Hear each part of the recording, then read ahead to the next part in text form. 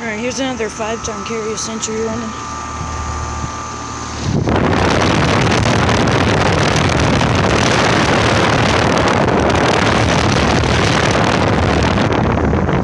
I actually can't tell what kind of compressor that this thing has. Let's look.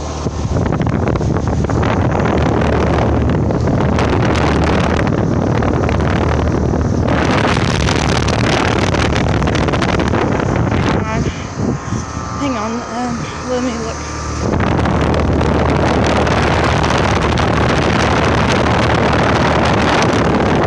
I think this has a Copeland. It's working pretty good. Very ice cold and sweaty. It's about outdoor temperature. It's another 2025 5-ton.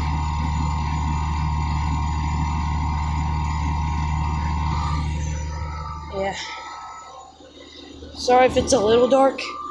I forgot my flashlight.